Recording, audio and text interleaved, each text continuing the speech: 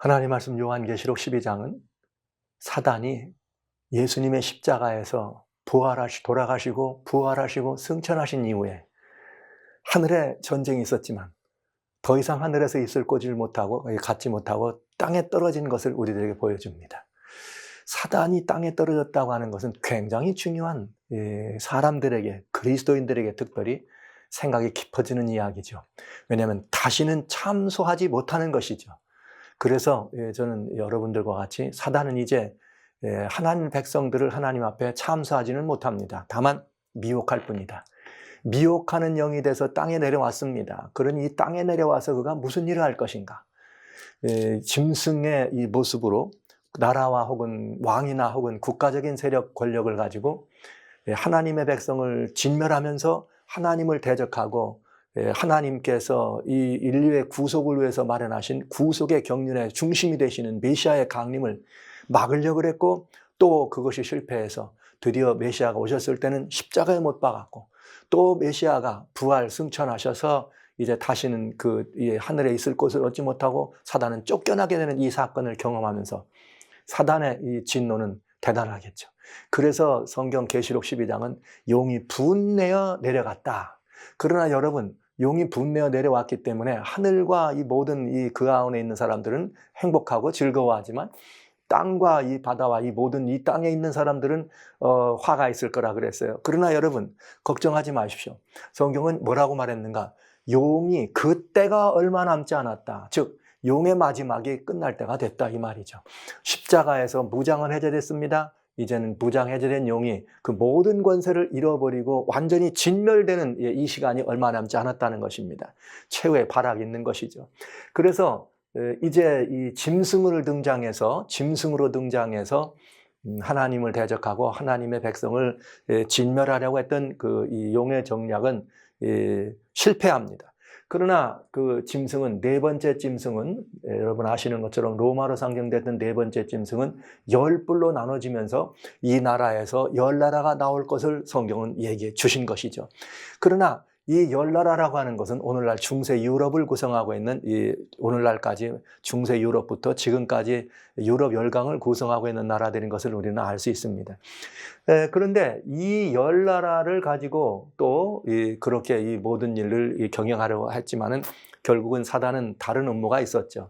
그래서 새 뿔을 뿌리째 뽑으면서 다른 나라들과는 모양이 다른 나라가 탄생합니다. 다른 나라들과는 모양이 다른 나라가 탄생합니다. 중세 열강들은 그저 단순한 이 나라들이죠. 나라들이었지만 새 나라를 뿌리째 뽑고 올라온, 그래서 533년 유스티니아누스 대제의 법전에 따라서 서로마가 무너졌지만은 분열된 서로마를 대신 다시 세워가는 일에 있어서 유스티니아누스 대제 동로마의 황제는 교회를 이용하기를 원한 것이었습니다. 그래서 서로마 이 모든 것들을 통치할 수 있는 권한을 서로마 교회의 감독에게 준 것이죠. 그래서 538년에 드디어 로마의 모든 것들을 둘러진치고 있었던 동고트라고 하는 이방의 세력들을, 게르만 세력들을 물러치면서, 또 물론 그 배경은 아리안이라고 하는 하나님의 삼위일체를 부정하는 그 나라들을 물리쳐서 세 번째 나라를 진멸하고 없애뜨리면서 등장한 나라였습니다. 이 나라는 뿌리였습니다. 정치적인 세력입니다. 그러나 뿌린 뿌리인데 눈이 있고 입이 있어서 다른 세력과는 좀 같지 않았다 그랬어요. 그러면 이렇게 올라온 작은 뿔은 그냥 보통 단순한 이 국가나 이런 세력이 아니라는 걸 알 수 있습니다. 눈이 있으면서 큰 말을 하는데, 다니엘 7장 25절은 여러분 보신 것처럼 눈이 있어서 큰 말을 하는데 하나님을 대적하고 때와 법을 변개하고 성도들을 핍박하는 세력이었다, 이렇게 보게 된 것입니다. 그래서 지금까지 우리는 사단이 작은 뿔을 지상의 대리자로 세웠다고 하는 사실을 보았어요. 사단이 작은 뿔을 지상의 대리자로 세웠고, 이제 남은 것은 무엇인가? 작은 뿔의 정체 중에서 한 때와 두 때와 반 때 동안을 그 작은 뿔이 역사하고 일합니다. 그리고 그 기간 동안 하는 일은 하나님을 대적합니다. 그리고 성도들을 핍박합니다. 이제 성도들이라고 하는 말은 뭘 말하는가? 예수님이 땅끝까지 이르러 내 증인이 되라. 즉 예수님의 증거를 가진 사람들을 우리는 성도들이라 이렇게 부르면서 예수님의 증인들을 핍박하는 것을 보게 되는 것이죠. 이제 이 사단이 작은 뿔로 지상의 대리자를 세워서 하나님을 대적한다고 했어요. 하나님을 대적한다고 그랬는데 도대체 하나님을 대적하는 일은 무엇일까? 그것은 하나님의 말씀을 유린하는 것이죠. 진리를 왜곡하는 것입니다. 또 하나는 성경대로 하나님의 때와 법을 유린하는 것입니다. 하나님의 때와 법을, 하나님의 법을 유린한다고 하는 것은 하나님보다 더 높은 존재라는 것이요. 언제 그런 일을? 창세기 때부터 하나님은 정령 먹으면 죽으리라. 사단은 너 결코 죽지 않는다. 하나님보다 자신이 높다고 하는 일로 뭘 배웠는가? 하나님의 때와 법을 유린하는 일을 여전히 지속해서 하는 것을 보게 됩니다. 그리고 그가 할 수 있는 일은 무엇인가? 하나님의 성도들, 하나님의 백성들을 유린하는 일이죠. 그런데 여기 작은 뿔의 배도를 조금 더 자세히 보면은 재밌는 것을 알 수 있습니다. 이 열 뿔은 이날에 일어날 열왕이요. 그 후에 또 하나가 일어나는데 이 세 왕을 복종시킵니다. 그런데 그 또 하나가 일어난 뿔이 작은 뿔이에요. 장차 말로 지극히 높은 자를 대적하며 또 지극히 높은 자의 성도를 괴롭게 한다. 그런데 어떻게 대적하느냐? 때와 법을 바꿉니다. 그래서 높은 자를 대적하는 것이 되는 것이고 성도는 그의 손에 붙인 바 되어 한 때와 두 때와 반 때를 핍박을 받을 것이다. 그러니까 이건 뭘 말했는가? 짐승이라고 하는 것은 정치적 이 세력이었어요. 그냥 일반 와다라나 왕. 역시 뿔도 날아나서 처음 뿔로 등장했을 때는 무슨 세력을 쓰지는가? 정치적인 권세인 걸 알 수 있어요. 하나님 나라를 대적하는 지상의 대리자, 지상의 나라인 것입니다. 짐승의 정치적 세력은 뭐냐면 하나님의 말씀과 하나님의 법을 유린하면서 하나님의 나라를 대적하는 거죠. 그 신민을 대적하는 것입니다. 그런데 계시록 12장에는 여기 조금 우리가 더 깊이 살펴봐야 될 일이 있습니다. 자, 계시록 12장 6절에 여자가 하나님의 교회가 광야로 도망갑니다. 그랬더니 거기서 1260일 동안 저를 양육하기 위하여 하나님의 예비하신 곳이 있더라. 그러니까 여기 뭐가 남 도망한다는 말, 요거를 조금 더 자세히 설명해 준 것이 계시록 12장 13절로 14절. 용이 자기가 땅으로 내어 쫓긴 것을 보고 남자를 낳은 여자를 핍박하는지라. 그러니까 핍박하니까 도망간 거죠. 핍박하니까 도망간 거예요. 그런 다음에 뭐라 했는가? 그러나 여자가 큰 독수리의 날개를 받아 광야 자기 곳으로 날아가 거기서 뱀의 낫을 피하여 한 때와 두 때와 반 때를 양육받더라.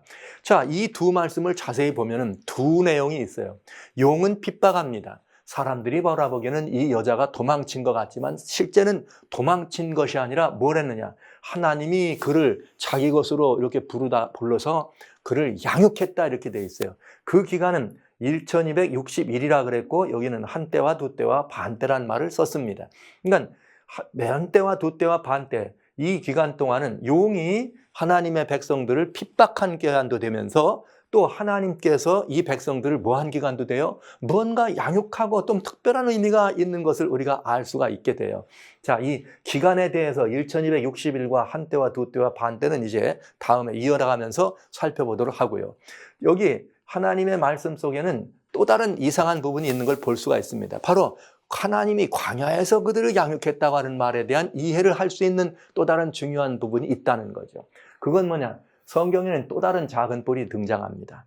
여기 이 작은 뿔이라고 하는 말로 나오는데 이 작은 뿔은 다니엘 7장에 나오는 작은 뿔을 기독교는 적그리스도라 얘기하는데 기독교는 늘 공감들이 형성해왔고 그렇게 성경을 풀어왔어요. 근데 다니엘 8장에 보면은 무슨 일이 있는가?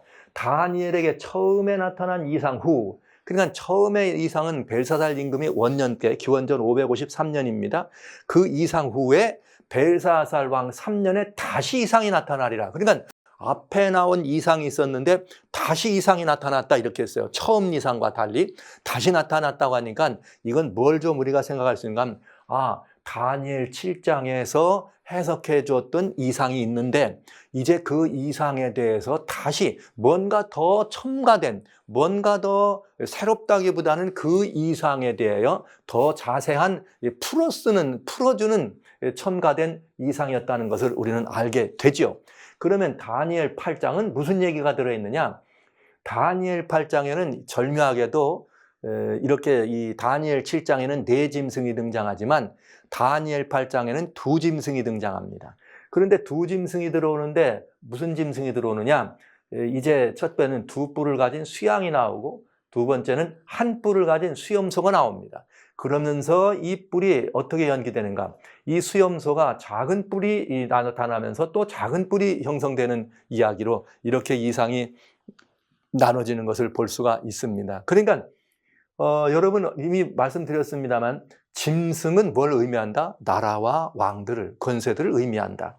그런데 여기에 뿔이 있어요. 이 역시도 뿔과 뿔이 나오는데 뿔들은 나라들을 의미하는 것을 설명해 드렸습니다. 그러나 작은 뿔은 그냥 보통의 나라가 아니라 종교적 권세가 함께 포함된 나라라고 하는 것, 종교적 권세를 이야기한다는 것을 우리는 이미 보았습니다. 그렇다면 이 다니엘 8장을 저희가 잠깐 계시록 12장을 더 온전히 이해하기 위해서는 우리는 여기까지 봐야 되는 거죠. 이 이야기를, 이 이상을 보기 전에 얼핏 우리들은 알 수가 있어요. 양이 나오고 염소가 나오네요. 양이 나오고 염소가 나온다. 그러면 여러분, 양과 염소는 짐승은 짐승입니다. 그러니까 짐승이니까 국가적인 권세인 것만은 틀림없지만 이 이상은 뭐에 대한 걸 우리들에게 보여주고 있는가 하는 것을 예측할 수 있어요. 그건 무슨 말이냐. 양과 염소는 다른 짐승과는 달라요. 하나님의 성소에서 하나님께 제사로 드리는 제물들입니다.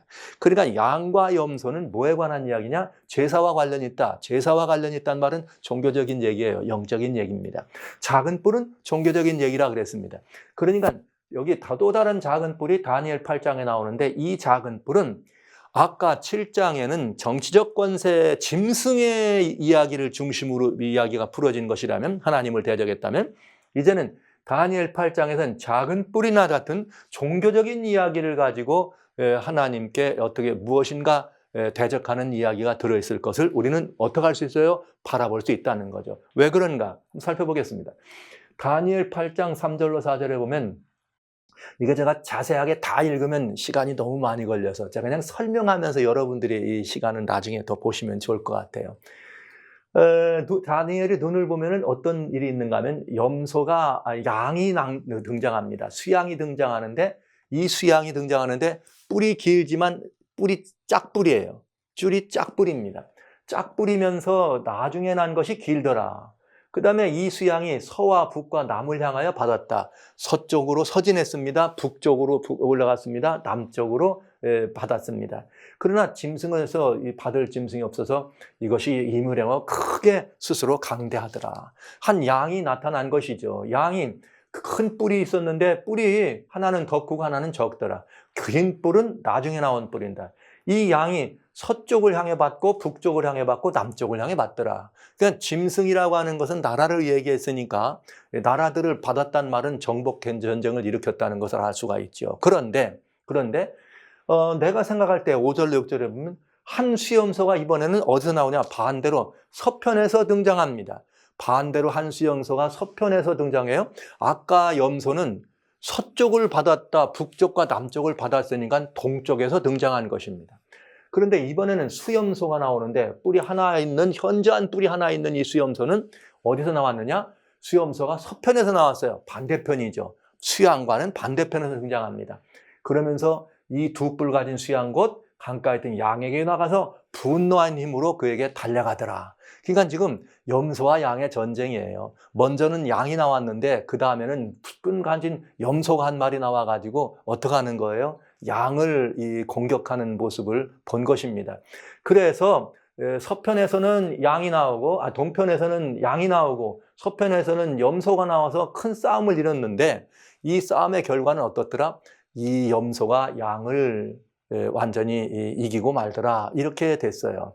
여러분, 그러면서 뭐라고 나왔느냐? 내가 봤더니 그것이 수양에게로 가까이 나가 더욱 성내서 수양을 땅에 엎드리고 짓밟았으나 수양을 그 손에서 벗어나게 할 리가 없더라. 즉 그러니까 이 양은 더 이상 이제 이 세계에서의 모든 것들을 장악하는 권세를 잃어버리고 수염소가 그 다음 세력을 이었다. 이렇게 되겠습니다. 성경은 성경을 해석해야 되니까 이 성경의 해석 부분을 우리가 자세히 한번 보면 됩니다. 자, 보시죠. 그런데 이번엔 수염소가 스스로 심히 강대해 갈 때, 강성할 때 그 큰 뿔이 꺾이고 뿔 대신 현저한 뿔 넷이 하늘 사방을 향하여 났더라. 여기까지 보시면 이게 뭘 얘기하는지 여러분 짐작하셔야 돼요.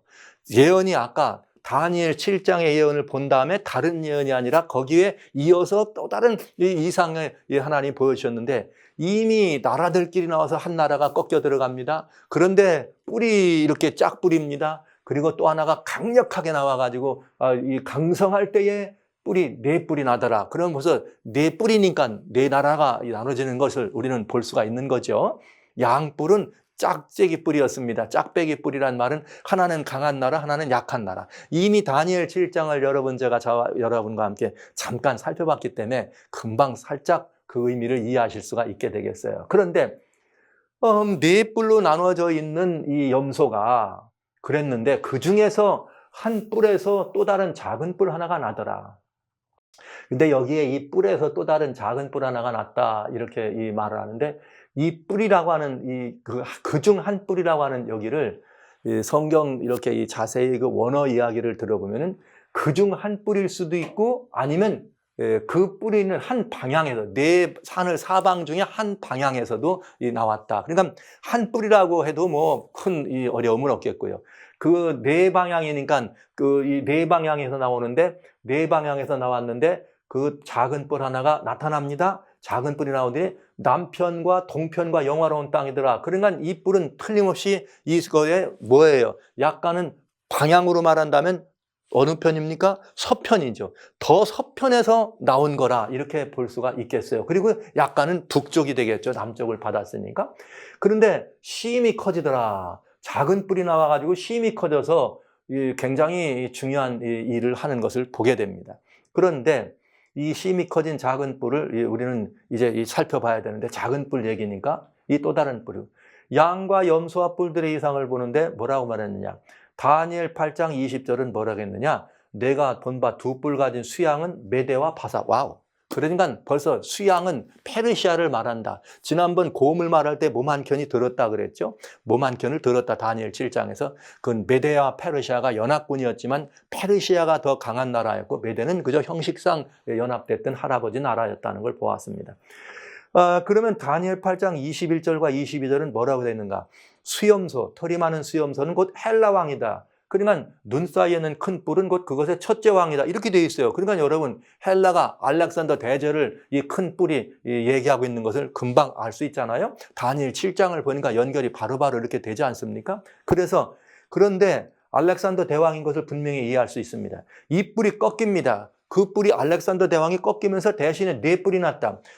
다니엘 7장은 표범으로 되어 있던 짐승이 머리가 넷이었다. 즉, 네 나라가 나왔더라, 이 말이죠. 그러나 먼저보다는 못하더라. 그러니까 이 이야기는 뭐냐? 양과 염소의 이야기는 페르시아와 헬라, 그리스의 이야기를 우리들에게 보여준 것을 알 수가 있다, 이 말이죠. 그런데 이 이야기를 그렇게 보여주면서 양과 염소로 짐승을 모양을 바꾼 것은 이 이상이 뭐에 관련된 이상이라는 걸 우리들에게 암시해 준다? 종교적인 것, 영적인 것이라는 사실을 알려주고 있다고 하는 것입니다. 그래서 다니엘 8장의 작은 뿔은 헬라가 분열된 뒤를 이었고, 다니엘 7장의 작은 뿔은 네 번째 짐승의 연속, 즉 로마라고 하는 네 번째 짐승의 연속입니다. 그러니까 이 작은 뿔은 다니엘 8장의 작은 뿔은 헬라가 네 나라로 분열된 다음에 뭐가 등장합니까? 로마라고 하는 나라가 등장합니다. 로마라고 하는 나라가 등장해서 계속해서 자라난 것, 즉 다니엘 7장에 10뿔로 나뉘어져서 그것이 작은 뿔까지 되는 것을 다니엘 8장에서는 그냥 하나의 작은 뿔이 지속된 것으로 설명해주고 있다는 것이, 이 말은 무슨 말이냐? 다니엘 7장의 작은 뿔은 네 번째 짐승, 무섭게 생긴 네 번째 짐승의 연속이었다는 것을 다니엘 7장을 보았어요. 왜? 나눈 다음에 거기서 나온 것이니까. 그것을 다니엘 8장은 하나로 보여줘서 이것이 뭐라는 걸, 같은 세력이라는 것을 우리들에게 보여준 것입니다. 어디까지요? 정치적인 권세에서 종교적인 세력으로 이어져서 같은 세력이었다는 것을 우리들에게 보여주었다, 이 말이죠. 그래서 여기 이 실제 다니엘 7장에 나오는 네 작은 뿔, 다니엘 7장에는 네 짐승과 네 번째 짐승, 그리고 네 번째 짐승의 연속이 10뿔의 연속이 작은 뿔이었던 것처럼, 이렇게 다니엘 8장은 헬라가 분열된 다음에 로마로부터 시작해서 나중에 지속적으로 작은 뿔, 기독교가 말씀드린 바대로 적그리스도의 세력이라고 말하고는 이 작은 뿔의 형성과 그 세력이 영적으로도 무언가를 우리들에게 보여주고 있음을 다니엘 7장과 8장이 합동해서 완벽하게 보여줬다는 사실입니다. 그래서 계시록 12장은 한때와 두때와 반때 1260일 동안 사단은 핍박하고 다니엘 7장은 뭐 하는 걸 보여줘요? 핍박하는 것을 더 중심으로 보여주고 다니엘 8장에서는 뭘 중심으로 보여줬느냐? 다니엘 8장은 조금 더 다른 국가적인 세속적 권세라기보다는 영적인 종교적인 세력으로 하나님을 어떻게 대적했는지를 보여주고 있다는 거죠. 왜? 제사와 성소가 있는데 양과 염소는 성소에서 드려지는 제물입니다. 그러니까 짐승이 정치적인 것을 의미했지만 다른 정치적 세력을 상징했던 다니엘 7장의 짐승과는 좀 다른 의미였다는 거죠. 즉 종교적이고 영적인 의미였다는 것입니다.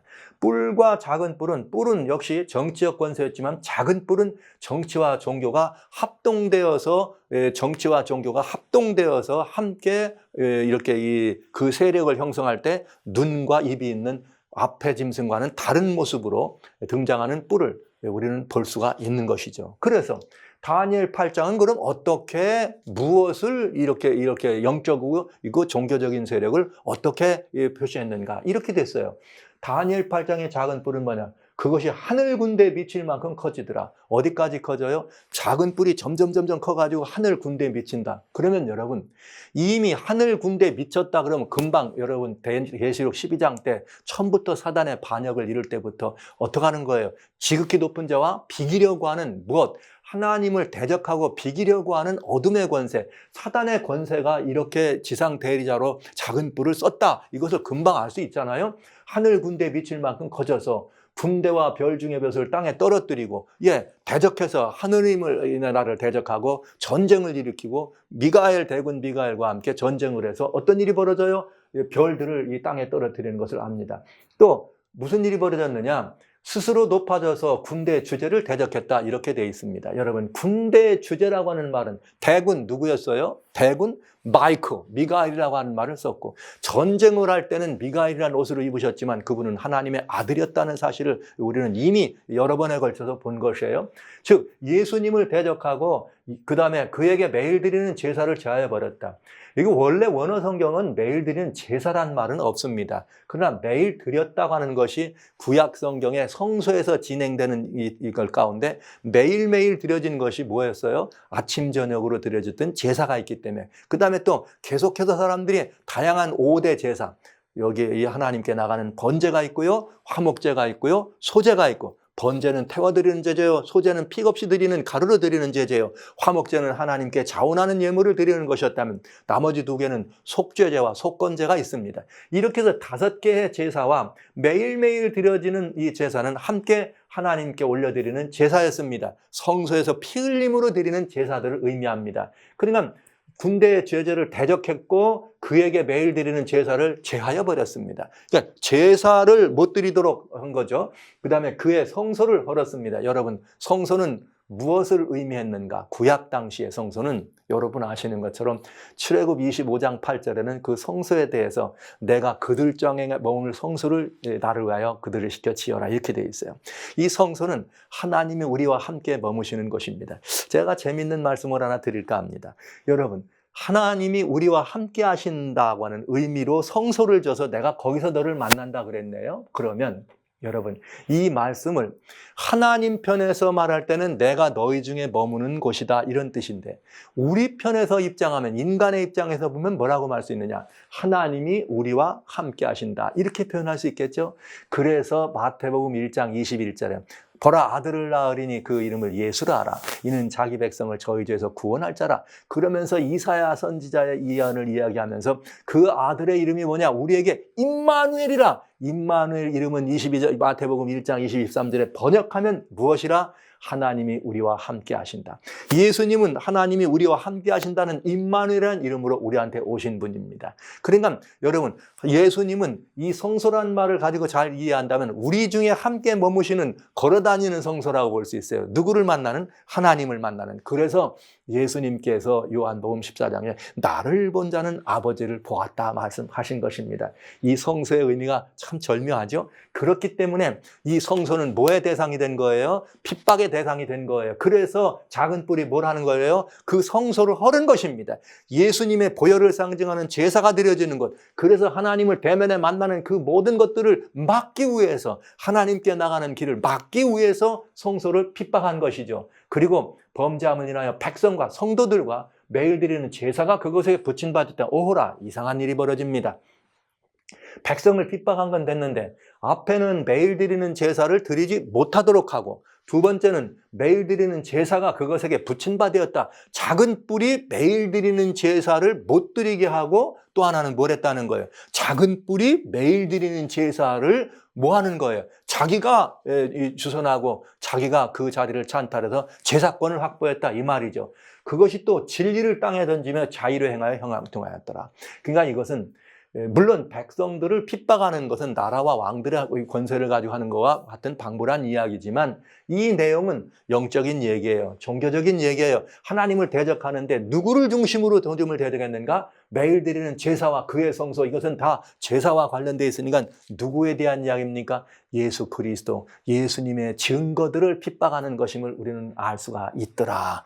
이렇게 해서 이 작은 뿔의 이야기를 우리는 보게 되는데, 여기 다니엘 8장에 나오는 작은 뿔은 결국은 마침내 커져서 뭘 원하는, 하나님을 끝내 대적하는 뿔이었다는 사실을 우리는 알게 되는 것이죠.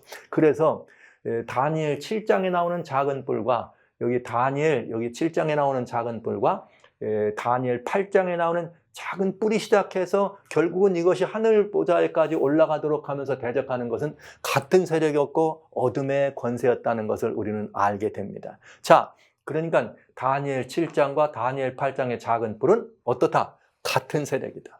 다만 우리들에게 뭘 보여준다? 7장에서는 정치적 세력이요, 8장에서는 종교적 세력. 이걸 명확하게 구분하기에는 약간 좀 이렇게 무리가 있지만은, 그러나 우리가 성경을 이해하기 위해서 우리는 이렇게 구분해 보면 훨씬 이해가 빨라진다. 여러분들이 지금 훨씬 빠른 이해를 여러분들을 도와드리고 있는 것입니다.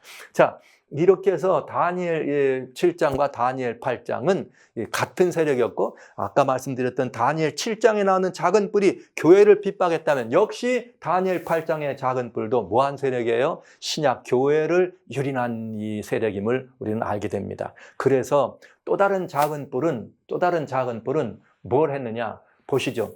또 작은 뿔 하나가 나와서 이 동편과 남편을 향해서 영화로운 땅을 향해 심히 그 영화로운 땅은 예루살렘을 의미하는 것입니다. 예루살렘을, 즉 하나님의 이 백성들, 여러분 잊지 말아 주세요.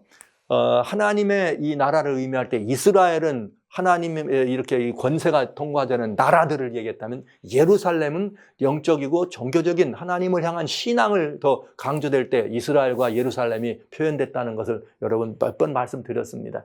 자, 그래서 영적인 세력이고 성소 곧 예수의 증거와 진리를 대적한 것이 또 다른 작은 뿔의 이야기였다 하는 것을 여러분들은 꼭 기억해 주시기를 바랍니다. 그러니까 요한계시록 12장에 그 1260일 혹은 한 때와 두 때와 반 때 동안 성도들을 핍박만 한 것이 아니라 하나님은 어떻게 하더라? 그 성도들을 받아서 양육하더라. 그러니까 사단 낫을 피해서 양육했다는 말은 하나님의 보호하심이 있었다는 거죠. 하나님이 뭘 보호하셨을까요, 여러분? 이제 우리는 그것도 살펴봐야 되지 않겠습니까? 자, 이제 우리는 다른 작은 뿔이 한 일을 조금 보는 거죠. 또 다른 작은 뿔이 예수님을 대적하는데, 군대의 주제, 예수님입니다. 예수님은 뭐로 나와 있느냐면은 성경 속에 이 군대의 주제라고 하는 표현을 쓸 때는 마이클, 미가엘이죠. 또 그 대군 미가엘이고, 또 그런가 하면 이 대군 미가엘은 누구를 말하느냐? 메시아로 나와요. 다니엘 9장 25절에 기름 부음을 받은 자 곧 왕입니다. 그리고 또 다니엘 10장 21절에 보면 대군인 유어 프린스, 이스라엘의 누구냐? 너희를 구원하고 너희를 돕고 너희를 보호하는 군이었다. 왕이라 이 말이에요. 프린스라고 하는 말은. 그렇게 해서 그 예수님이 이스라엘의 누구라는 것을, 대군이라는 것을 보여줍니다. 이 세 단어를 합치면 군대의 주제는 예수님인 것이 분명해집니다. 매일 드리는 제사라고 하는 말은, 매일 드렸다는 말은 끊어지지 않는다는 의미예요. 그다음 여기 제사란 말은 아까 말씀드린 것처럼 성소에서 일어나는 일들이, 매일매일 진행된 일들이 다 제사였기 때문에 제사라는 말을 우리가 같이 삽입해서 이해하고 있다는 것을 말씀드립니다. 그러니까 매일 드리는 제사를 금했다고 하는 말은 무슨 말이냐? 매일 드리는 제사라는 말은 뭘 위해서 대상? 제사는 어린 양의 피, 즉 예수님의 보혈이 중심입니다. 그러니까 예수의 보혈을 의미하는 이 제사를 통해서 우리의 모든 죄를 속죄하는 우리의 속죄권이에요. 그런데 그 제사를 드리지 못하도록 예수님의 그 보혈을 의미하는 그 제사를 우리는 보혈을 의지해서 하나님께 나가는 그거를 하지 못하도록 했다는 말은 속죄권, 예수님의 속죄권을 찬탈했다 이 말이에요. 그 다음에 제사가 그것에 붙여졌다는 말은, 여러분, 이게 제사가 붙여졌다는 말은 제주가 됐다는 말이죠. 그건 중보권입니다. 즉 제사를 드리는 권한, 모든 제사장 권한을 누가 한다는 거죠? 이 작은 뿔이 행사했다고 하는 것입니다. 구약에는 여러분 아시는 것처럼 이스라엘이 제사장입니다. 신약에는 누가 제사장이냐? 베드로전서 2장 9절에 보면 우리들이 제사장입니다. 그런데 이것은 곧 뭐냐? 이 중보라고 하는, 제사라고 하는 말은 제사장이 드리는 것이었고, 제사장은 중보권을 가진 분이에요. 하나님과 죄인 사이에서 그를 중보하는 권리를 가지고 그 모든 것들을 수행하시던 분이 제사장입니다. 또 실제 이스라엘의 이 왕들은 왕이었지만 제사장 직분을 스스로 감당하면 그건 위험해졌어요. 사울도 그 일을 하려고 그러다 버림을 받았고, 여러분 우시아라고 하는 임금님이 제사를 드리면 안 되잖아요. 본인이 한번 그만 큰맘 먹고 드리려고 그랬다 문둥병자가 되지 않았습니까? 그래서 이것은 아무나 할 수 있는 게 아니죠. 그런데 이것을 직접 예수님께 받은 이 위임에서 우리가 제사장 직분을 활용하는 이것을 하지 못하도록 중보권이 어디에 두어졌다? 이렇게 작은 뿔에 붙여졌다 하는 이야기인 것입니다. 그리고 성소를 유린합니다. 신약에 와서는 하나님의 성소가 뭐가 된 거예요? 신약 교회가 된 것이죠. 그 다음에 진리를 유린하고 성도들을 유린합니다. 여러분 아시는 것지만 신약의 성도들은 여기 성소와 아주 중요한 관련이 있어요. 왜냐? 성소와 이제 성소에 관한 것은 이걸 더 온전하게 여러분들이 이해하고 교회를 이해하시기 위해서 여기 아마 다음 시간쯤 여러분들의 공개될 거라고 생각합니다. 그때 자세히 말씀을 드리겠고요. 이 성도와 성소는 아주 굉장히 밀접한 관계가 있다는 것을 말씀드리면서 고린도전서 3장 16절에 보면은 성도 한 분 한 분이 하나님의 성전이라고 그랬어요. 성도 한 분 한 분이 하나님의 성전이야. 그럼 성전에는 뭐가 중심이냐? 고대 이스라엘에 있어서 성소는 이렇게 이 하나님의 성막 안에 이렇게 이 장소가 있는데, 하나는 뭐냐? 외소와 내소가 있어요. 하나는 뭐냐면 외소라고 하는 말은 성소라 그랬고, 내소는 지성소라 그랬습니다. 그러니까 지성소는 뭐냐면 그게 성소의 중심이에요. 내가 너를 만나기 위해서 성소를 지으라 그럴 때 주님이 우리를 만난다고 하는 장소가 바로 지성소였습니다. 그래서 내소와 외소가 있는데 그게 바로 지성소였다.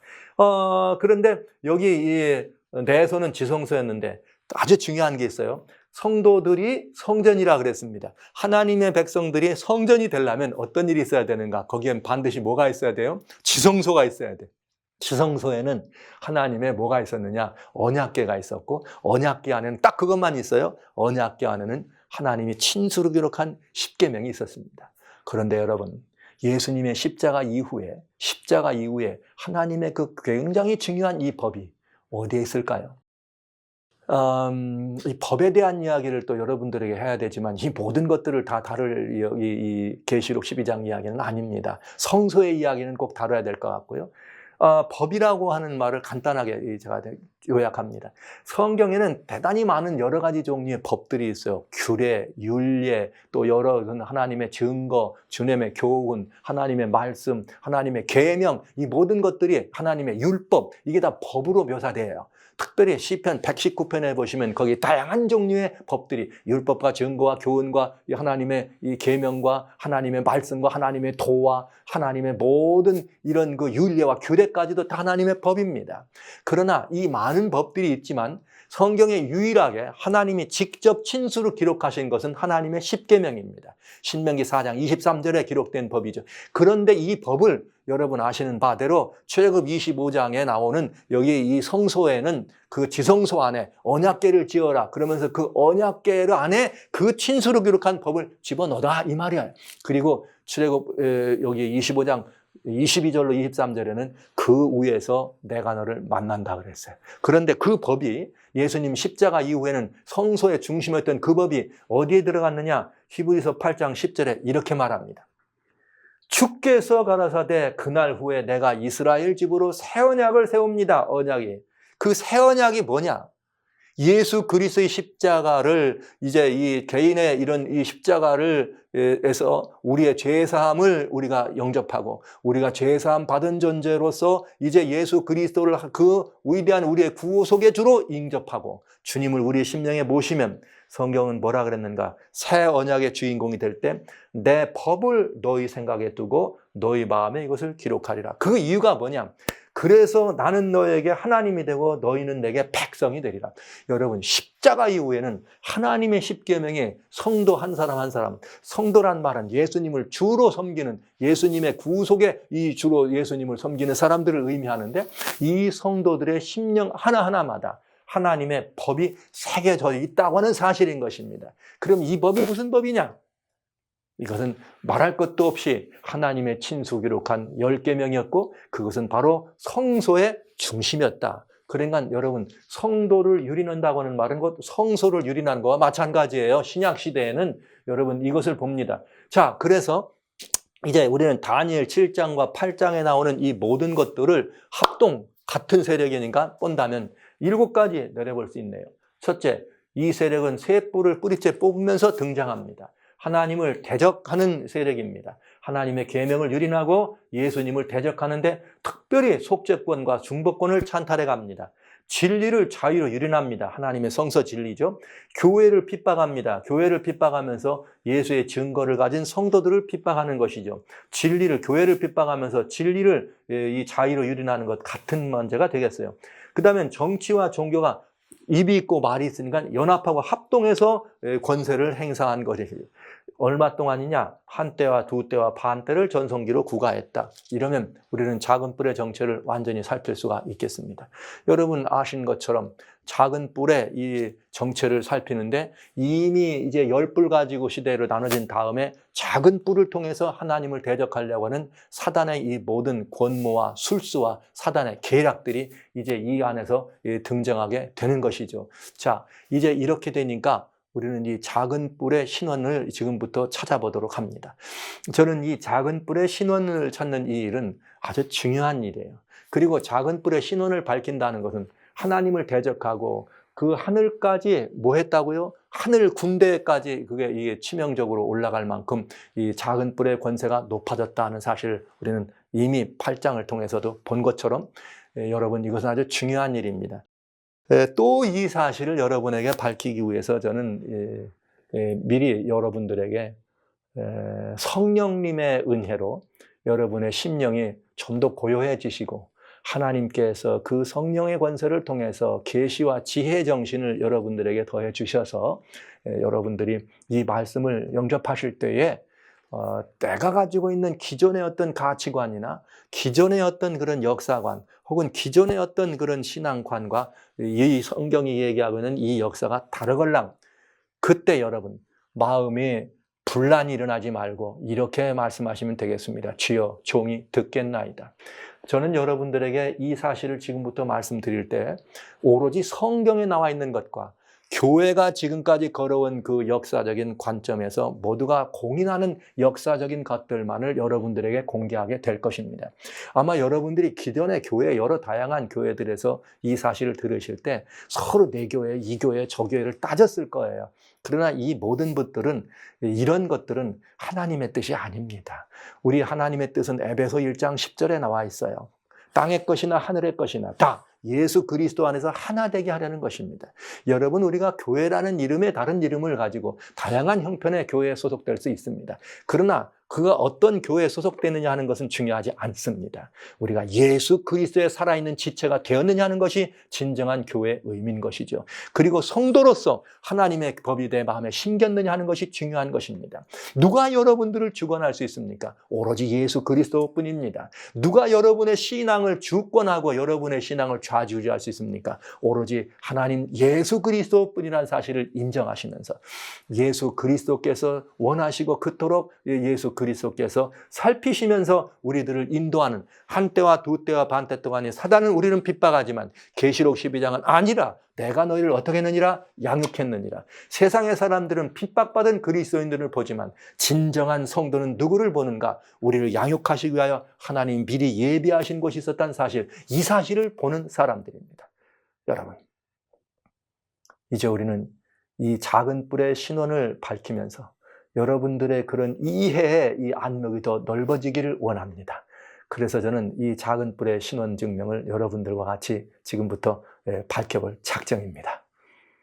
자, 조금 중간에 제가 이것을 멈출 수가 없어요. 이 이야기가 아주 중요한 이야기이기 때문에 이 이야기를 지속해서 여러분들과 좀 나누도록 합니다. 제가 그런 이야기를 많이 듣습니다. 근래에는 시절이 하도 급한 시절이 돼가지고 뭐든지 짧아야 좋다 그래요. 그래서 목사님들이 설교도 20분 만에 끝나야 명설교예요. 25분이나 20분에 끝나야 명설교예요. 설교가 길면 아주 재미없는 설교. 여러분, 저는 명설교를 하는 명설교자가 아닙니다. 저는 진리의 말씀을 증거하는 하나님의 종으로, 여러분 에스라는 학사에서라는 새벽부터 정오까지 하나님 말씀만을 읽었습니다. 해석도 설명도 없이 말씀만 읽었습니다. 그러나 성경은 이렇게 대답했습니다. 모든 사람들이 아멘 아멘 하며 화답하더라. 놀랍지 않습니까? 저는 이 기독교회가 오늘날, 제가 사실 이런 사실들을 여러분에게 증거하고 계시록을 연구하는 이유가 있습니다. 교회가 이 요한계시록을 인봉된 책이라 그러면서 보지 못하도록 했거든요. 그래서 어둠의 권세를 우리가 잘 밝히지 못했기 때문에 이렇게 된 것입니다. 저는 교회가 왜 이렇게 변질되고 변절되고 교회가 왜 이렇게 많이 이렇게 이상한 곳으로 변해버렸는가. 여러분, 이 존경하는 이 목사님 계시죠? 여러분, 잔 맥하더 목사님이 작년, 재작년에 한국을 다녀오셔서 이런 말씀을 하셨어요. 한국 가봤더니 교회는 크고만한데 교회 안에 예수님 안 계시더라. 교회에 성경이 없더라. 이랬습니다. 그럼 미국 교회는 다르냐? 아니더라. 미국 교회도 예수님 안 계시다. 성경도 없다. 이렇게 말씀하시더라고요. 아니, 정말 이 교회가 그렇게 변한 데는 여러 가지 이유가 있겠죠. 그 대표적인 이유 중에 하나가 뭔가? 목사님, 설교 좀 짧게 해주세요. 이 말이 매우 이 교회가 변질되는 아주 중요한 문을 열어줬다는 생각을 하게 됩니다. 여러분 아시는 것처럼 이 종교개혁 이후에 이 교회가 기독교 황금시대를 구가하면서 일어나올 때 스펄전 목사님이나 웨슬레 목사님, 이런 많은 목사님들이 이 하나님의 백성들을 하나님께로 돌이키는 놀라운 역사를 일으킬 때 여러분, 하나님 말씀 1시간, 2시간씩 했어요. 그거 책으로 읽으려도 굉장히 많은 시간 걸리는 설교를 한 번에 했습니다. 아무도 미동도 하지 않았습니다. 오늘날 하나님의 교회가 이 하나님의 진리의 말씀을 듣는 이 일에도 동일한 이 태도를 갖게 되기를 소원합니다. 자, 저는 이 말씀을 드리면서 작은 뿔의 신원을 여러분들에게 밝혀드리고자 합니다. 허리띠를 졸라매 주시기 바라요. 제가 말이 빠르죠. 그러나 어쩔 수가 없습니다. 새 뿔을 뽑는 일이 벌어졌습니다. 여러분 아시는 것처럼 AD 538년 법적으로 교회가 뭐가 됐느냐? 법적으로 이 교회가 서로마 교회 감독이 세계 교회의 머리다, 이런 말을 하게 됩니다. 그러면서 법적으로 이제 이 세 번째 뿔이, 첫 번째 뿔이 하룰라이가, 그 다음에 두 번째 뿔이 반다리, 세 번째 뿔이 동고트가 뽑혀나가면서 538년에 드디어 서로마 교회의 감독이었던 주교가 누구냐? 그는 이 비질리우스라고 하는 이 교황이었습니다. 비질리우스라고 하는 교황이 세계 교회의 머리가 되게 되었습니다. 그리고 그 이후에 여러분 그레고리라고 하는, 그레고리 1세라고 하는 대제, 아주 위대한 이 교황이죠.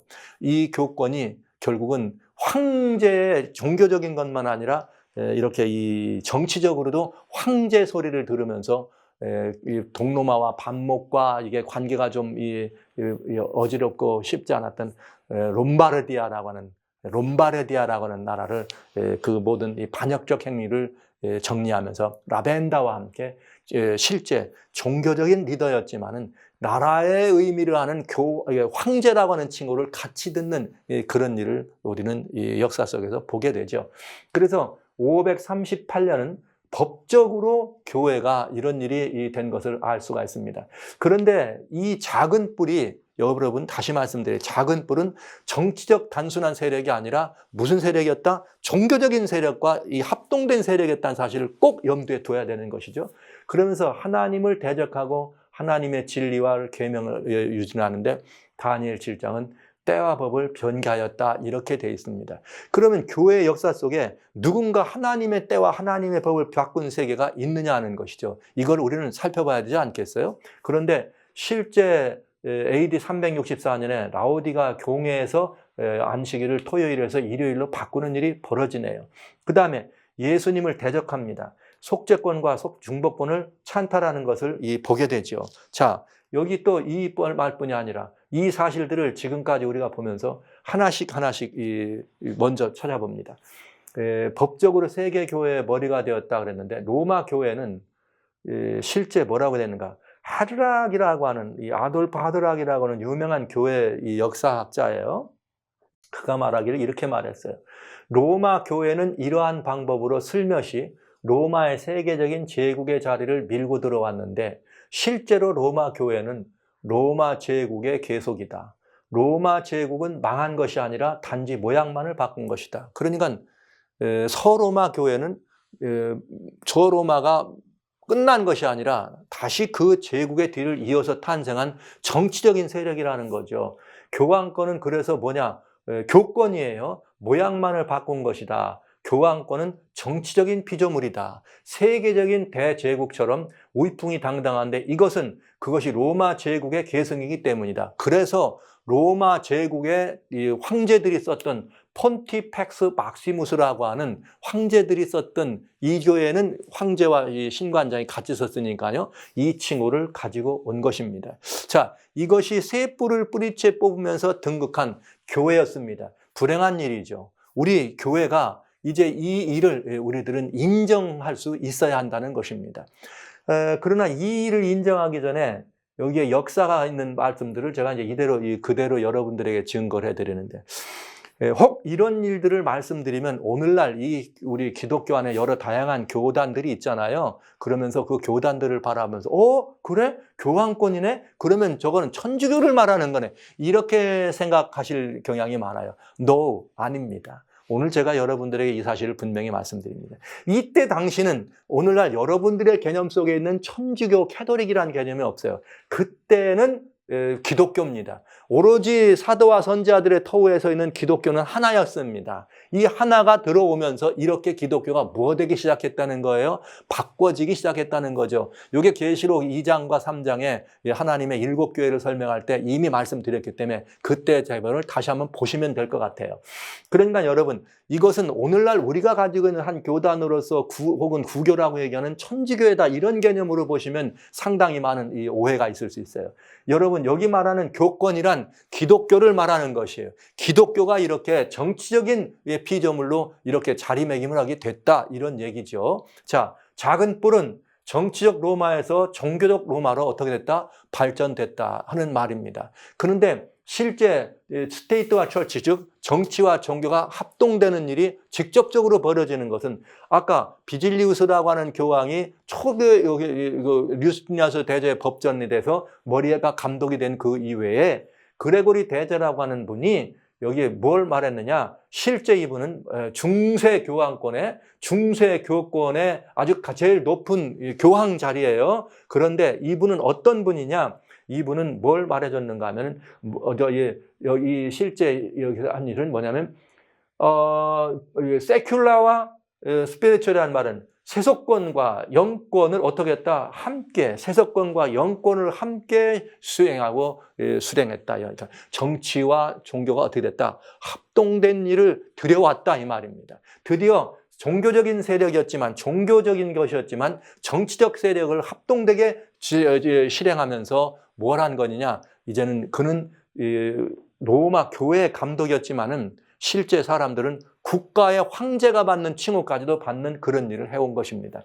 그래서 이건 정치와 교회가 나라와 이렇게 합동되는 상황이 시작된 것을 알 수가 있죠. 그래서 작은 뿔은 중세를 풍미한 타락한 기독교회입니다. 그러니까 여러분 여기서 작은 뿔이라고 하는 말을 들을 때는 결국은 적그리스도였는데 적그리스도가 무슨 오늘 천주 아니에요.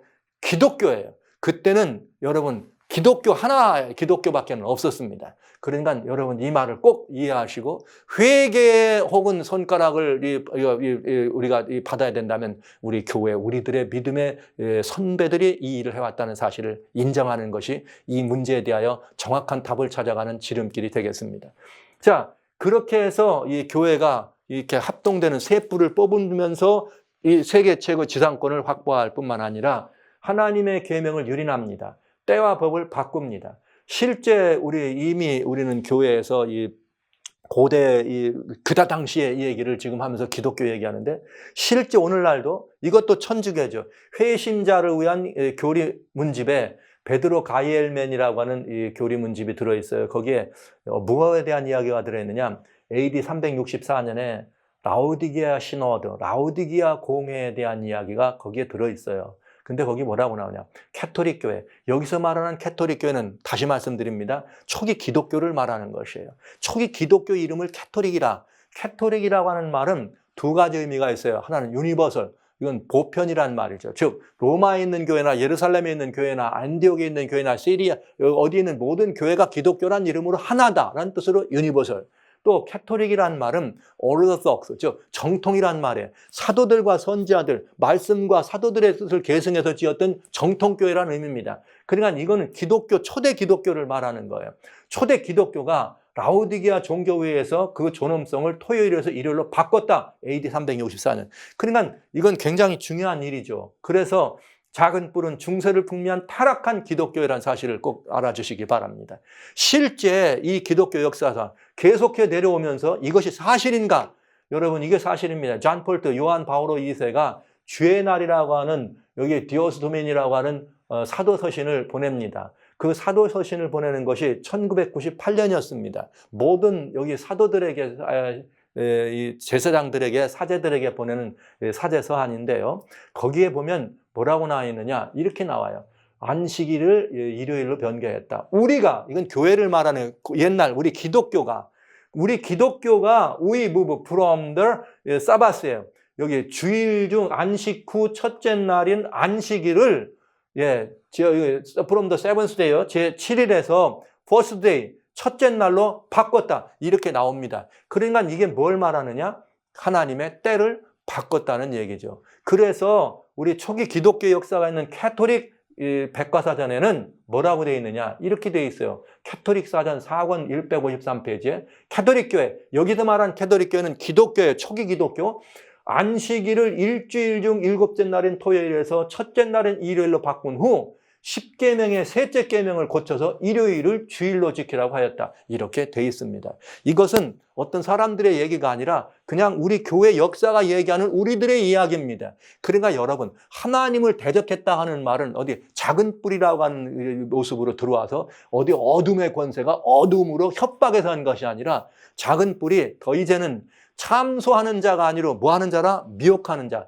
미혹의 영이 돼서 우리 기독교 선배들을 미혹해서 미혹당한, 때로는 핍박으로 회유하고 때로는 이렇게 번영하도록 하고 뭔가를 줘가면서 영광으로 영예로 하늘에서 사단이 하나님을 대적한 것처럼 그렇게 하면서 어떻게 한 거예요? 미혹된 거죠. 미혹의 영으로 이 하나님의 교회를 병드는 이 세력이 무슨 세력이라고요? 작은 뿔 세력이라 이 말인 것입니다. 그래서 그것을 고친 것이 캐토릭이에요.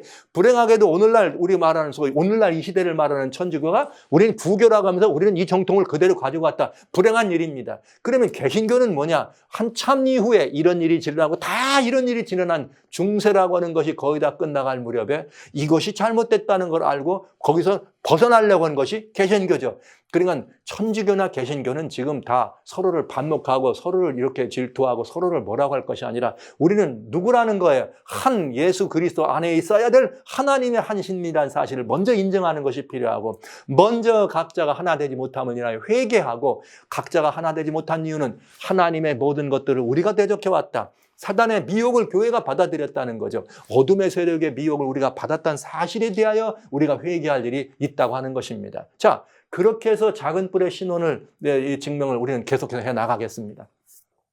하나님의 대적하는데 하나님의 법을 배정하는 것만 아니라 예수님을 대적합니다. 예수님을 대적하는데 먼저 중요한 게 뭐냐? 속죄권을 찬탈했어요. 이게 무슨 말이냐? 모든 우리의 죄를 사하는 오로지 유일한 권세는 예수 그리스도밖에 없습니다. 예수님께 나아가야지만 하늘과 땅에서 예수님 한 분만이 우리의 모든 죄를 뭐 할 수 있어요? 우리는 죄사함을 받을 수 있습니다. 천하에 다른 이름은 없습니다. 구원을 얻을 만한 다른 이름은 없습니다. 사도행전 4장 12절에 오로지 예수 그리스도 외에는 우리에게 구원을 위하여 주신 이름도 없습니다. 예수님을 통하지 않고는 하나님께 나갈 자도 없는 것입니다.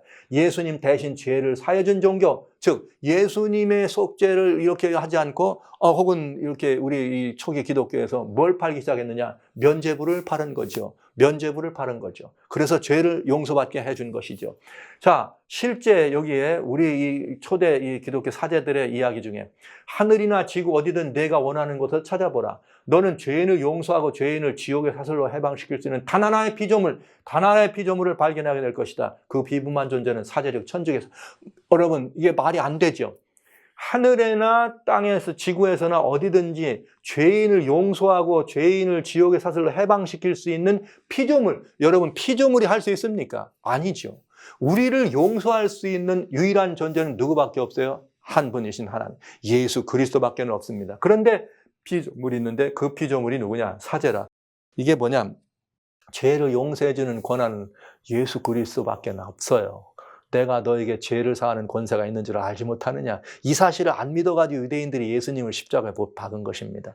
오늘 우리 기독교에, 우리 초기 기독교에 사제들이 이렇게 교회의 교권이 성립되면서 이런 일을 해온 것입니다. 이것을 회개하는데 구교 천주교 회개라. 노! 아닙니다. 우리 교회가 회개해야 합니다. 왜? 우리가 이 일을 저지른 것이에요. 그리고 지금 와서 그건 내가 한 일이 아니고 이렇게 어떤 뭐 옛날 구교, 노! 이거는 의롭지 않은 처사임을 기억해 주시기 바랍니다. 그리스도인들, 우리 기독교인들 한 마음이 되어서 진실된 마음으로 이 모든 것들에 대해 돌이킬 일이 있다면 바로 이 문제를 해결해야 합니다. 자, 예수님을 대적합니다. 또 제사를 드리지 못하게만 하는 것이 아니라 그 제사가 그것에 붙였단 말은 자기가 제사를 드린다는 거죠. 제사를 드리는 것을 제사장이라고 하죠. 이 성경상 제사장의 직분은 뭐냐? 하나님과 사람 사이에 중보권을 행사하는 제사장입니다.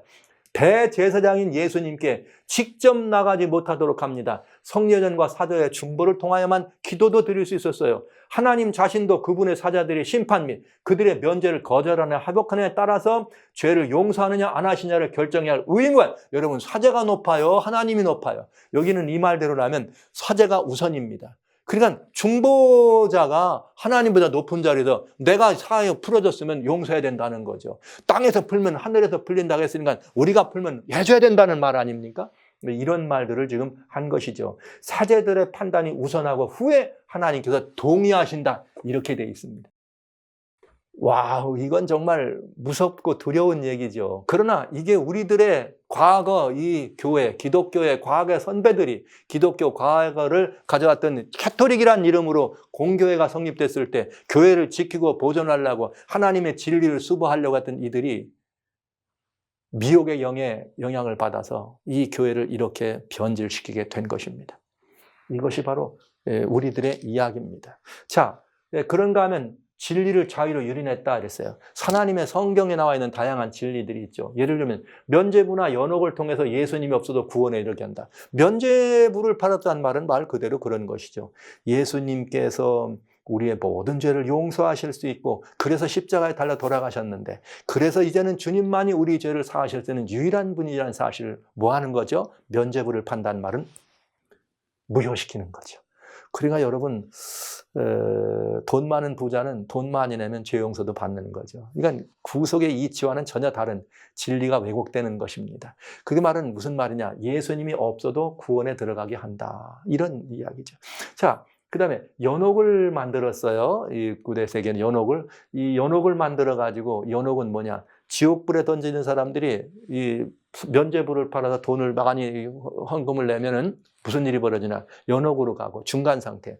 연옥에 든 사람들이 또 돈을 내면 뭐 하느냐? 거기서 해가지고 천당에 들어간답니다. 이런 엉뚱당통한 일은, 그래서 그렇게 되게 한다면 예수님이 없어도 구원에 들어가는 거죠. 그래서 그것들이 바로 영원 불멸이라는 이름으로 부활신앙을 잠재우게 된 것입니다. 여러분, 예수님 오실 때에 우리는 부활합니다. 그러나 이 예수님의 오실 때 부활하는 이것을 우리들은 믿지만, 만약에 면죄부와 연옥을 통해서 그냥 다 천국에 간다면 예수님 오실 때 부활하는 거하고는 전혀 다른 부활의 신앙을 우리는 이렇게 유린된 부활의 신앙을 이렇게 믿고 지금까지 옳은 것으로 여겨왔다고 하는 것을 우리는 인정할 수밖에 없는 것이죠. 그럼 제가 여기 사실 영혼불멸이라는 말은 아주 기독교의 아주 치명적인 오류인데, 이 영혼불멸의 기독교적 치명적 오류는 언제 들어왔느냐? 이건 창세기 3장 4절에 들어왔어요. 하나님 말씀하시기를 창세기 2장 17절에 동산을 중앙에 있는 모든 나무들 다 먹어라. 임의로 먹지만 중앙에 있는 선악을 알게 하는 나무 열매는 먹으면 안 돼. 근데 이걸 먹으면 안 된다 그랬는데 사단은 뭐라 그래요? 창세기 3장 4절에 아니야. 너 먹어도 결코 죽지 않아. 오히려 그걸 먹으면 누구처럼 돼? 하나님처럼 돼. 이게 어디서 출발한 거예요? 그러니까 먹어도 안 죽는다 이 말이죠. 영원히 살 수 있다는 거죠. 그러나 여러분, 이 가인이 죽었습니다. 누가 속았어요? 아담이 속은 게 이제 드러났죠. 그때 사단이 자기의 이걸 할 수 있는 일은 뭐예요? 아담아, 너 말이야. 그거 모르니? 그저 육신이라고 하는 건 그냥 있다 가면 그만이야. 우리의 영혼은 살아서 영원히 살아있지. 이런 이야기들을 하지 않았겠어요? 그래서 영혼불멸이라고 하는 신앙은 오래된 역사를 가지고 있고 여러 다양한 나라들마다 다 이런 일이 있습니다. 그래서 실제 우리도 돌아가신 이 부모님들에게 제사를 드리는 이것도 다 영혼불멸과 같은 맥락이란 사실을 보시면 되겠어요. 여러분, 불교의 신앙이 있는 불가에 있는 사람들은 또 여러 법을 윤회한다고 합니까? 윤회한다는 말이 죽지 않는다는 말이잖아요. 계속 살아서 무언가 다른 생애를 영위한다는 말이죠. 이런 모든 신앙들은 다 어디에 문제가 있느냐? 예수님이 없어도 구원에 들어간다는 얘기죠. 그러니까 모든 세계를 다 망라해서 어느 지역이나 어떤 시대 때부터나 이 이야기는 전부 다 들어왔어요. 사단으로부터 온 것입니다. 어둠으로부터 온 것이에요. 무슨 말이냐? 예수 그리스도가 없어도 구원에 들어갈 수 있다고 하는 것을 가리켜오는 다양한 가르침들이 다 뭐와 관련 있는 거예요? 이 영혼이 불멸이라는 사실과 관련이 있는 것입니다. 그래서 이 마르틴 루터는 종교개혁을 한 것이에요. 이 사실을 잘못됐다고 얘기하고 틴더일도 잘못됐다고 얘기하고. 자, 그 다음에 또 보시죠. 교회를 핍박하고 여기 교회를 핍박했는데 중세기 동안에 우리는 이상한 일을 경험합니다.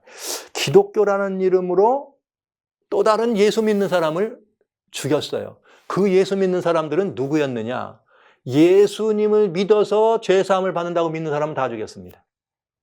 예수님을 믿어서 죄사함을 받고 또 예수 그리스도의 은혜로 말미암아 우리가 구원에 들어갈 수 있다는 가르침을 가리키는 것들을 핍박했습니다. 그들은 이렇게 했어요. 교회 공법 2권 142면에 보면 교회는 신성한 권위에 의하여 이단자들의 재산을 몰수하고 그들을 감금, 화형을 선고할 수 있다. 그 이단자란 누구냐? 예수님께 직접 나가면 이단이었습니다. 예수님을 믿음으로 구원받는다고 하면 이단이었습니다. 예수께로 죄사함을 받는다고 했으면 이단이었습니다. 또 하나, 성경이 오직 우리들의 모든 교리와 혹은 품성의 시금석이요 기준이라는 말을 하면 이단이었습니다. 이상한 일 아닙니까? 예수님의 이름으로 예수 믿는 사람들을 핍박했다 이 말이죠. 이 시대 가장 무서운 형벌과 사형까지도 내릴 권리가 교회는 사람을 살리는 것입니다. 죽이는 것이 아닙니다. 그런데 교회에다가 사형도 섞이고 모든 이 벌을 줄 수 있는 권한을 교회는 받은 적이 없어요. 하나님께로부터. 그러나 이 중세교회는 이런 일을 자행한 것입니다. 완벽하게 사단의 비용인 것입니다. 교회가 그렇다면 이것은 하나님에 대하여 하나님의 성품을 오해하게 하고 사람들로 하여금 열방의 빛이 되어 구원을 바라보고 사모하여 교회로 나오게 한 것이 아니라 교회가 모든 주권을 행사하면서 구원을 줬다 뺏었다 하는 최고의 지상권을 확보함으로 말미암아 하나님에 대하여 얼마나 두려운 마음으로 하나님에 대하여 그 사랑이 아니라 두렵고 무섭고 혹독한 분으로 하나님을 이해하도록 하는 그런 이 파괴적인 교회의 파괴적인 이런 일이 벌어진 것이죠. 이단보다 더 중한 범죄는 없다 그랬어요. 이단이 뭐라고요? 다시 말하지만 예수님을 믿어 구원에 들어간다고 하면 이단이라 했다 이 말이죠. 정말 이상한 일입니다. 있을 수도 없는 일이었습니다. 사랑하시는 성도 여러분, 형제자매 여러분, 이것은 그냥 오늘날 우리 아마 무슨 교회 이게 아니에요. 우리 초대 기독교에서부터 중세 기독교가 변질되어서 하나님의 진리를 이탈하고 하나님의 진리를 왜곡하고 예수 그리스도의 은혜를 거절하고 사단의 미혹으로 말미암아 어둠의 영이 교회를 완전히 감싸서 교회가 하나님의 이런 이 주권을 행사하면서 열방의 빛으로 구원의 길을 제시하는 것이 아니라 오히려 하나님을 뒤로 제끼고 예수님을 뒤로 제끼고 의의 태양신 예수를 바라보지 못하게 함으로 중세는 암흑의 시대가 된 것입니다. 인류의 역사를 말하는 사람들이 중세를 암흑이라고 한 것은 인간의 이성이 유린되고 사람들의 이런 것들이 완전히 덮여 있었기 때문에 암흑이라 그래요. 그러나 하나님의 교회를 알고 하나님의 교회가 어떻게 이렇게 이 지대 내려온가로 왔느냐 하는 우리들은 중세가 암흑은 이유는 의의 태양 되시는 예수님이 없던 교회입니다. 예수님을 보지 못하게 하고 하나님께 나가려도 예수를 통하지 않고 면죄부나 아니면 교회나 교회가 구원의 주체가 돼서 교권 구원의 중심이 됐던 이것들을 바라보면서 중세를 암흑이라고 할 수밖에 없는 것이죠. 자, 엄청난 수의 사람들이 처자식을 이끌고 벌거벗긴 채로 살던 곳에 쫓겨났다. 그들 중 많은 사람들이 비인간적으로 학살을 당했다. 이렇게 이야기됐습니다. 여러분, 이것이 이 성경이 말하는 요한계시록 12장에 말하는 6절과 13장 14절에 말하는 한때와 두때와 반때 동안 분내어 내려가가지고 핍박을 해가지고 사람들 어떻게 하더라? 이 광야로 도망치게 하는 그런 이야기들을 우리는 보는 것이죠. 그러나 성경은 어떠한 일이 있었다? 그들을 하나님이 보호하기 위하여 양육하기 위한 것이 있었다. 많은 사람들이 예수님을 믿는다는 이유로 압제받고 핍박받고 투옥되고 죽임을 당하고 화형지의 이슬로 사라지는 것을 우리는 경험하게 되었습니다. 성경은 이렇게 말합니다. 여기 용이 자기가 내어 쫓긴 것을 보고 남자를 낳은 여자를 핍박하는지라. 이런 어마어마한 핍박의 이런 시절을 우리는 겪게 된 것입니다. 하나님이 우리를 보호하고 양육해 오지 않았더라면 교회는 완전히 진멸될 뻔했습니다. 사라진 여인의 이야기가 될 뻔한 것이죠. 그러나 너무나 다행스럽게도 하나님께서 이 교회를 붙들어 오셨다는 사실을 우리는 행복한 것이죠.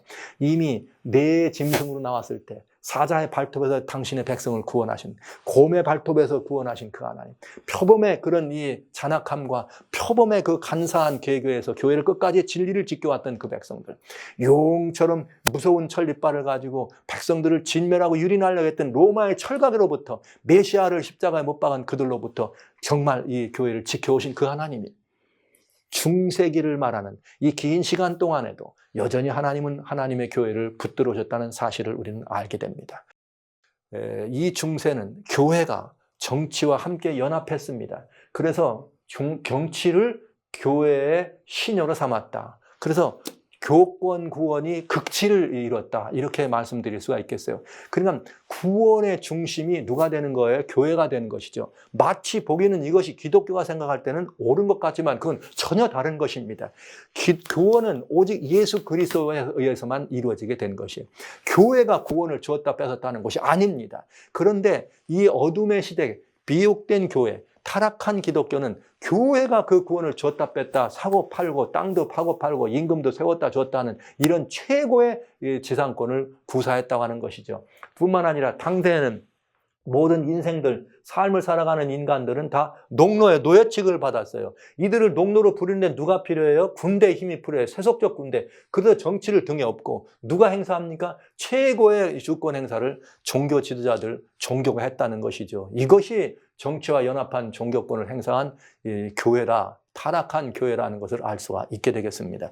그러나 이 기간도 그렇게 영원하진 않습니다. 이 기간이 영원했던 건 아닙니다. 얼마 동안이었느냐? 성경은 그 기간을 한때와 두때와 반때라는 말로 했습니다. 가끔은 이런 말을 하죠. 하나님께서 이게 상징으로 이런 것들을 얘기해 주신 데는 이유가 있어요. 만약 이것을 상징으로 하지 않고 실제로 얘기했으면 아마 그 기별을 들은 사람들이 놀래서 아마 포기했을 겁니다. 왜 그런가? 여기 한번 자세히 보겠어요. 한때와 두때와 반때를 전성기로 구가했다 이렇게 말했죠. 보시죠. 계시록 12장 6절과 14절에 여자가 광야로 도망하며 거기서 1260일 동안 저를 양육해 1260일 동안 핍박받았다는 거예요. 여자가 독수리의 날개를 받아서 광야 갔는데 얼마 동안 뱀의 낫을 피한 게 한때와 두때와 반때. 여러분, 그러니까 중세 작은 뿔은 누구예요? 뱀이에요. 용이에요. 용의 권세로 그런 일을 한 것입니다. 사단의 이런 미혹으로 그런 일을 한 것입니다. 자, 그러면 여기 한때, 두때, 반때와 1260일은 무엇을 의미하느냐, 어떤 기간을 말하느냐, 우리가 한번 살펴봐야 되겠어요. 예, 한때, 두때, 반때라고 하는 말은 다니엘서에 2번, 요한계시록 12장 14절에 한 번 등장합니다. 그런데 1260일이라고 하는 말은 요한계시록 12장 6절에 보신 거 말고도 계시록 11장 3절에 한 번 더 나옵니다. 그리고 또 1260일은 42달이죠. 예언은 한 달을 30일로 계산하니까 성경은. 그러면 42달은 요한계시록 11장 2절에도 나오고 13장 5절에도 나옵니다. 이렇게 이 기간들이 나오는데 이게 도대체 무슨 기간을 의미하는가? 여기 하나만 보면 돼요. 다니엘 11장 13절에 보면은 몇 때, 이 때라고 하는 말이 이단이라는 말은 이열이라는 뜻이에요. 이열, 1년. 그러니까 한때, 두때, 반때라는 말은 1년, 2년, 반년이니까 3년 반이죠. 3년 반은 1260일이죠. 1260일은 42달. 그러니까 이게 다 같은 기간인 걸 알 수가 있는 거죠. 사단의 입장에서는 사단의 최고의 권세를 구가하느라고 전성기를 구가한 시간으로 볼 수 있다면 하나님을 믿는 백성들의 입장에서는 핍박받는 기간이죠. 그러나 또 우리가 하나님을 아는 백성들의 입장에서 봤을 때는 하나님께서 우리를 뭐 하신 기간이에요? 양육한 기간이에요. 자, 왜 양육이 필요했을까? 양육은 많이 필요한 것임을 우리는 알게 되죠. 종교적으로 이렇게 이 성경은 핍박이나 혹은 여기 이런 것들은 정치적인 것이라면 양육은 종교적인 얘기예요. 영적인 얘기예요. 그러니까 이 기간 동안에 일어나는 두 일이 있는 거죠. 하나는 핍박받는 일만 있는 것이 아니라 하나는 하나님의 진리와 하나님의 이런 그 주권으로 우리 교회가 새롭게 더 든든하게 되는 과정들을 겪을 수 있다 하는 것을 알 수 있습니다. 그런데 예언을 해석하는 방법은 여러 가지 다양한 방법 가운데 기간에 대한 예언을 해석할 때는 기독교는 여러 학설들이 있어요. 실제로 기간은 성경 예언이 되는 기간도 기간이라고 보는 학설이 있고 예언은 상징으로 준 것이기 때문에 날짜도 상징이다 이렇게 풀어보는 견해가 있는데 예언이나 상징을 풀 때는 어떤 견해가 지배적이냐. 에스겔 4장 6절에 수가 차가든 우편으로 유다 족속의 죄악을 감당하라. 내가 내게 40일로 정하였나니 1일은 1년이니라. 그러니까 1일을 1년이라. 그래서 이스라엘 백성들이 얻은 일을 했는가 하면 광야에 나왔을 때 출애굽에서 광야에 나왔을 때 이 가나안 땅을 정탐합니다. 40일 동안을 정탐했어요. 그 40일을 정탐한 결과로 40년 광야 생활을 하는 것과 마찬가지로 하나님께서 40일을 1년이다. 그래서 여기 예언은 상징이었기 때문에 해석하는 원칙을 1일을 1년, 이것을 2월 데이 원칙이다 또는 1일을 1년으로 하는 이 원칙을 그렇게 설명을 합니다. 그래서 사단이 성도, 교회를 핍박하는 기간은 1260년. 만약에 1260년이란 이거를 이렇게 처음부터 1260년이라 했으면 예수님 믿을 사람 아무도 없어요. 1260년 동안 핍박받는다 그랬으면 사람들이 어떡할 것 같아요? 자지러지고 기절했을 겁니다. 그래서 상징이기 때문에 한때나 두때나 반때 1260일, 42달, 3년 반 어떻게 견딜만 하지?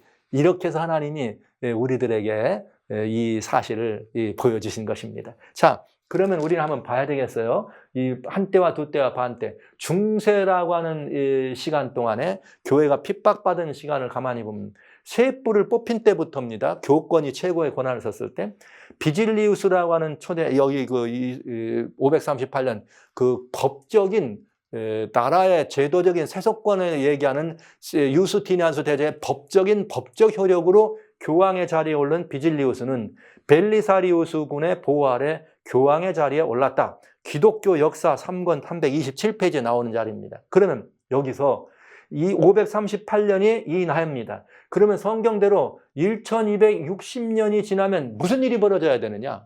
여러분 한번 보시죠.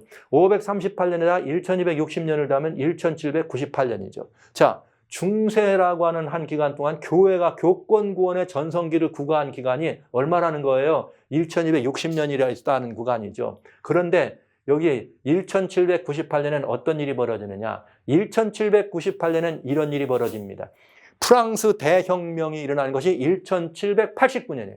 이 대혁명의 결과가 너무나 어마어마한 결과를 가져왔기 때문에 무슨 일이 있었느냐? 나폴레옹이 등장하면서 대혁명의 이것을 평전하면서 프랑스를 드디어 하나의 거대한 이 황제 아래로 묶어놓습니다. 그럴 때에 이 프랑스 대혁명을 여기 비호 6세라고 하는 이 바티칸의 교황이 뭐라 하겠느냐. 그걸 정죄합니다. 비호 6세가 그건 잘못된 운동이다. 이랬더니 여기 나폴레옹하고 관계가 안 좋게 됐잖아요. 그래서 1798년에 무슨 일이 벌어지느냐. 장군 벌티어라고 하는 장군을 보냅니다. 벌티어라는 장군을 바티칸에 보내서 교황 비호 6세를 붙잡아다가 발렌스라고 하는 성에다가 이 감옥에다가 가둡니다. 이것이 1798년. 그래서 교권 세력이, 교권 구원의 세력이 가장 치명적인 활동을 했던 교권 세원이 여기서 잠깐 꺾이게 되죠. 그러니까 정확하게, 너무나도 정확하게 성경에 나와 있는 예언의 말씀을 정말 살펴본다면 이건 깜짝 기절할 만큼 너무나 정확한, 이 1260년이라고 하는 기간 동안 교권의 역사가, 교권이 저상권을 가지고 세속적인 것만 행사했을 뿐만 아니라 그 교회의 이름으로 교회를 핍박한 1260명이라고 하는 정말 신기한, 이상한 그런 해를 우리는 보게 된 것이죠. 그때 여러분 무슨 일이 있었느냐. 작은 뿔은 하나님을 대적한 중세 교회가 확실하고 분명합니다. 그때에 하는 일은 뭐예요? 지극히 높은 자와 뭐하라? 비길이라. 이것이 사단이 하는 일이었고요. 근데 사도 바울은 하나님의 성전에 앉아서 자기를 보여 하나님이라는 듯 적그리스도의 세력을 말하는 것이죠. 근데 이런 일을 해왔습니다. 어디가 이런 일을 했다고요? 하나님의 교회가 예수님의 이름으로 이런 일을 해왔다 이거예요. 그러면서 참 두렵고 떨리는 이야기죠. 자, 페라리스의 교회사에 보면 이런 말이 있어요. 교황은 그때 당시 교회 최고의, 오늘날로 말하면 최고의 이제 교회 지도자를 말하는 거예요. 기독교의 지도자가 지극히 숭엄하고 높은 분이기 때문에 그는 단순한 인간이 아니라 하나님이며 하나님의 대리자이다. 최고의 교권을 구사한 시대입니다. 레오 13세라고 하는 유명한 교황이 아주 제일 교황 역사승에는 우리는 이 땅에서 전능하신 하나님 자리를 차지하고 있다. 여러분, 그러면 이게 누구의 정신이에요? 지극히 높은 자와 비길이라 했던 누구의 정신? 어둠의 정신이에요. 사단의 정신이었던 것을 우리는 알 수가 있잖아요. 그런데 이것을 어디서 다른 어떤 그런 무슨 종교가 아닌 정치적 권이나 어떤 나라나 그동안은 짐승들을 통해서, 나라나 왕들을 통해서 이런 일을 해오려고 했지만 실제는 하나님의 교회를 미혹해가지고 병들게 해서 교회가 하나님을 대적하는 이상한, 이건 정말 있을 수 없는 정말 이렇게 불가해한 일들이 벌어지게 된 것입니다. 이것이 중세라고 하는 이야기죠. 이것이 어떤 일이라고요? 아직도 이렇게 오늘날과 같은 교회가, 다양한 교회가 인정되기 이전의 일입니다. 그러니까 제가 여러분에게 말씀드리는 것이, 이 시대까지는 표현은 교황이라고 되어 있지만 오늘날 천주교에서 말하는 교황, 어떤 이런 의미와는 좀 다르다.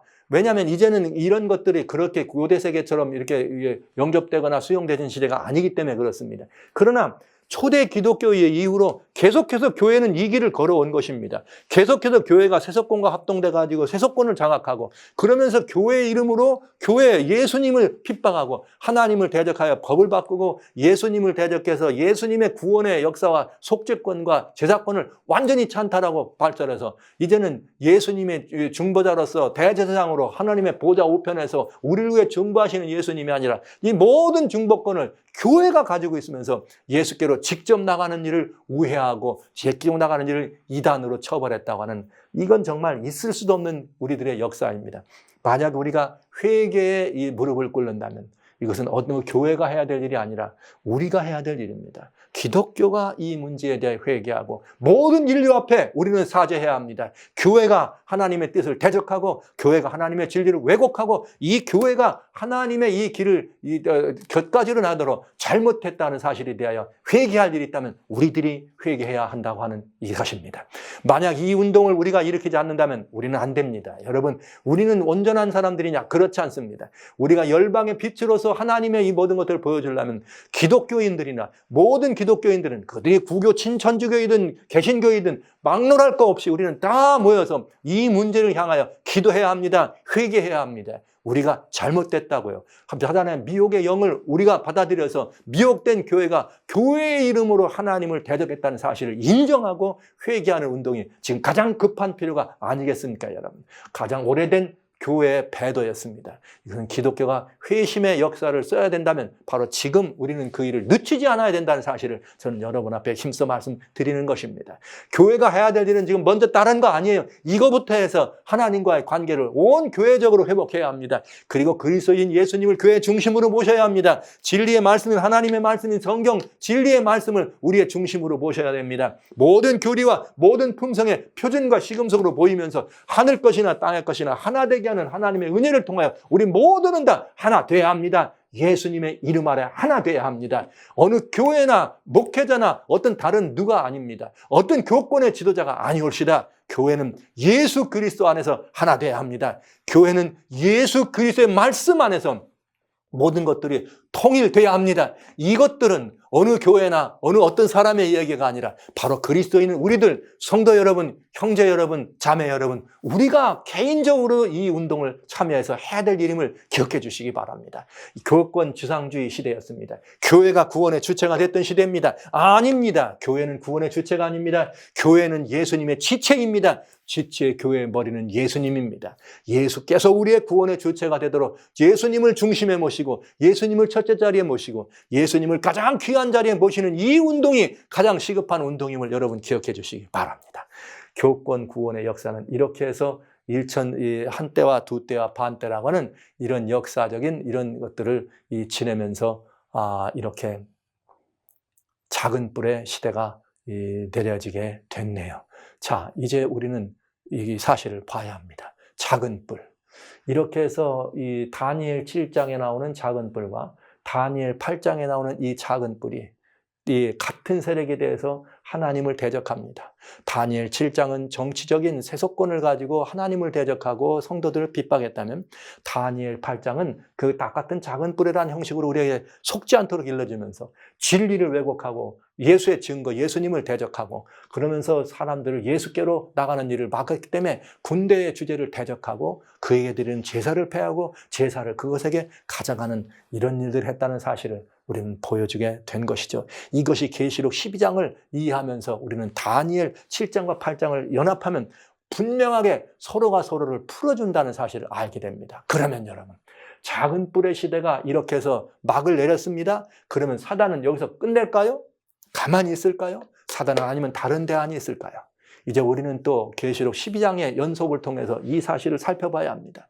이것을 이해하기 때문에 제가 모두부터 요한계시록 12장을 중요하게 말씀드리고 여기는 기독교의 모든 구속의 이치와 구원의 경륜의 이치가 들어있는 성경이라는 말씀을 드린 것입니다. 자, 이제 우리는 이 어둠의 세력이 여기서 그만 제발 좀 문을 내려야 되는데 이게 그냥 끝이 아니라 어둠은 무슨 대안을 가지고 또 하나님을 대적할 것인가? 최후까지 아직도 이 여인의 우선 예수께서 이 사단의 모든 무장을 해제는 십자가에서 했지만 아직 사단의 모든 것들을 다 정리해서 진멸해서 도륙해서 사단의 세력, 죄의 세력, 죄의 모든 것들을 완전히 없애는 일은 아직 진행되지 않았습니다. 이제 그것만 남았네요. 심판의 이런 시간이 다가오고 있음을 우리는 알게 되죠. 이제 그 중요한 문제는 과연 어떻게 작은 뿔이 역사할 것인가 기대해 보시기 바랍니다.